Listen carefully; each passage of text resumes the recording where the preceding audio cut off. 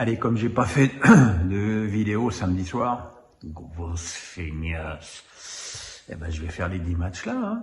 Donc cette journée a commencé par la victoire de nos épatants merlus à Auxerre, une équipe de Lorient qu'on ne reconnaît plus, qui était besogneuse, qui était défensive et qui maintenant, avec les mêmes joueurs, hein, Enzo Lefebvre, Mofi, Ouattara, ils étaient là l'année dernière. En plus, l'Orienté est parti.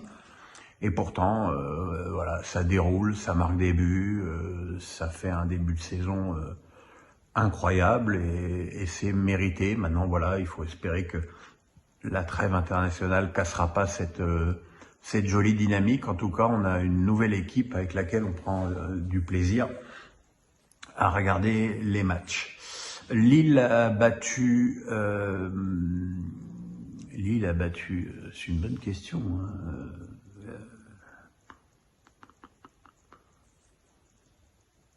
Lille a battu Toulouse, voilà. Oh là là. Lille a battu Toulouse dans un match un peu trop serré à mon goût. Je pense que l'équipe lilloise était nettement supérieure et qu'elle aurait dû s'imposer avec plus de largesse. En tout cas, elle a marqué 2 jolis buts par David et par Ounas. Ounas qui fait un bon retour en Ligue 1. C'est un joli joueur, c'est un joueur inventif. Voilà, lui aussi, il fait du bien. Dans l'après-midi, Montpellier a péniblement battu une équipe de Strasbourg dramatique sur un penalty dans les arrêts de jeu de Savanier consécutif à une faute de Bellegarde sur Valère Germain. Diallo avait égalisé, mais Strasbourg a pas gagné un match depuis le début de la saison, c'est vrai. Là, quand il te manque 7 titulaires, pratiquement 4 joueurs défensifs, plus ton meneur de jeu et ton avant-centre titulaire, on peut aussi comprendre que ce soit compliqué, mais toujours est-il que Strasbourg, pour l'instant, est très très loin de son rendement de l'année dernière. Aujourd'hui, le match Reims-Monaco a été totalement faussé par l'arbitrage nullissime de Monsieur Bélangier, qui avait déjà été affligeant lors de Toulouse-Clermont et qui a expulsé Laure et moi, j'ai oublié son nom, alors qu'il dégage le ballon et que ça se termine sur le tibia. Il y a eu 34 cartons rouges en Ligue 1 depuis le début, il y en a eu 4 en Première Ligue. Après, faut pas s'étonner qu'on se fasse défoncer en Coupe d'Europe quand les arbitres laissent jouer. Voilà. Évidemment, à la suite de cette expulsion, c'était trop facile pour Monaco, qui a ouvert le score par Golovin d'une tête plongeante sur un joli centre de Dizazi qui progresse. Hein.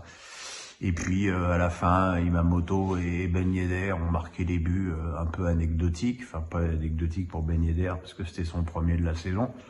Mais voilà, quoi, c'est terrible de voir des matchs comme ça faussés par l'arbitrage, parce que ces gens-là ne sont pas là pour ça.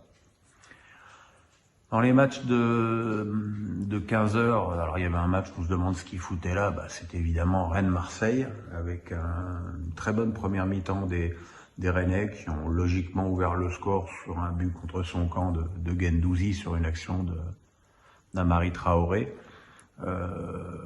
Encore une fois, je ne comprends pas que Tudor s'évertue à faire jouer Alexis Sanchez seul en pointe. Il n'a aucune qualité pour jouer comme ça. C'est vraiment du gâchis. Pour moi, la solution, vu que Bakambu a été bradé et que Luis Suarez n'a pas le niveau Ligue 1, la seule solution devant avec lui, c'est Bamba Dieng. Mais pour que Bamba revienne déjà dans le groupe, puis rentre, puis soit titulaire, il va passer de l'eau sous les ponts. Marseille a quand même réussi à réagir par le même Guendouzi qui a égalisé d'une tête à la Cavani au premier poteau sur un corner de Vertou. Mais ce sont les premiers points perdus par Marseille au Vélodrome. Et bon, il est évident que après le match de Francfort, c'est pas une bonne semaine. Ajaccio a marqué sa première victoire sur un but d'Amouma à Brest. Brest qui est comme pétrifié depuis le 7-0 subi à domicile contre Montpellier, et voilà. Bon, je vous cache pas que j'ai quand même beaucoup plus regardé Rennes-Marseille que Brest-Ajaccio. Vous ne m'en voudrez pas. Angers a gagné à Nice 1-0 sur un but magnifique de Bentaleb, mais là aussi, arbitrage stupide qui met un carton rouge qui n'est même pas sévère, qui a pleuré sur Todibo. Alors Todibo, il a déjà été expulsé. Ça va, Joey? Il a déjà été expulsé parce qu'il a mis un coup de poing dans le ballon. Donc, il est spécialiste quand même des expulsions à la con cette saison. Mais voilà, mais bon, ceci dit, ça n'excuse pas tout pour des Niçois qui nous servent toujours un jeu insipide, sans vitesse. Alors j'avais entreaperçu quelques petits progrès en Europa League à Belgrade, et là, c'est retombé dans des errances terribles, et surtout les joueurs offensifs n'arrivent pas à combiner entre eux et sont vraiment pas bons. Quant à Angers, c'est leur deuxième victoire consécutive. Et évidemment, au classement, ça leur fait énormément de bien. Qu'est-ce que j'ai oublié? J'ai oublié. Donc, on va passer directement au match de 17h. Nantes. La belle victoire de 3 à Clermont. Clermont qui avait pourtant ouvert le score sur un tir contré de Gastien, et qui ont réagi avec un doublé de Mama Malbé et un joli but de Ripard. Voilà, ça commence à avoir des résultats intéressants. 3, c'est marrant parce qu'au début du championnat, ça avait un profil très offensif, et plus ça va, plus l'équipe se libère, plus l'équipe produit du jeu, et plus l'équipe marque des buts, ce qui est toujours très rassurant. On en vient donc à ce fameux match Nantes-Lens, dont on ne va pas dire grand-chose, parce qu'il n'y a pas grand-chose à dire. Il s'est rien passé. Nantes avait serré tous les boulons parce qu'ils en avaient marre de prendre des buts. Et Lens n'avait pas d'énergie, donc ça a donné un très triste 0-0. Et puis le match de ce soir, et là pour le coup, on peut dire qu'on a eu droit à un vrai bon match de Ligue 1. Pour moi, un match digne de Coupe d'Europe entre Lyon et le PSG. Et je voudrais féliciter avant toute chose les Lyonnais, qui ont d'abord eu le cran de réagir à un premier quart d'heure terrible du PSG, où ils peuvent être menés 2 ou 3-0.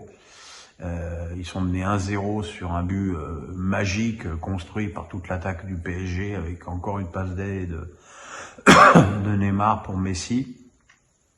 Et Lyon a su quand même revenir dans un match où ils semblaient au début partis pour prendre une énorme tannée. Ils se sont créés quelques occasions. Il y a eu cette tête surtout de Lacazette à ras du poteau qui malheureusement n'était pas cadrée. Mais voilà, tout le reste du match, Lyon a apporté du répondant à une équipe du PSG qui était quand même d'un tout autre niveau que contre Brest ou Haïfa cette semaine. Alors c'est vrai que pour arriver à ne prendre qu'un seul but, Lyon a pu compter sur un Anthony Lopez exceptionnel qui a fait 2 arrêts sur Messi, dont un sur coup franc magique, un sur Neymar, et puis lorsqu'il était battu sur une pichenette de Messi, encore lui, c'était Loukeba qui sauvait sur sa ligne. Donc voilà, la victoire du PSG est somme toute logique, même si on n'aurait pas dit autre chose si Lyon avait fini par arracher le match nul. Mais voilà, le PSG en plus a permis d'intégrer quelques joueurs. Ruiz a fait 50 minutes, pas top. Mukiele est rentré à une demi-heure de la fin, mieux qu'à Haïfa. Soler a fait plutôt 10 bonnes minutes à la fin. Et puis on s'est aussi aperçu que Danilo, finalement, que ce soit en défense ou au milieu, il était assez indispensable dans cette équipe. Donc voilà, le PSG est seul en tête, un scoop énorme, évidemment. Mais encore une fois, au Groupama Stadion, ce soir, on a vraiment vécu un bon match de foot de Ligue 1 et ça fait plaisir.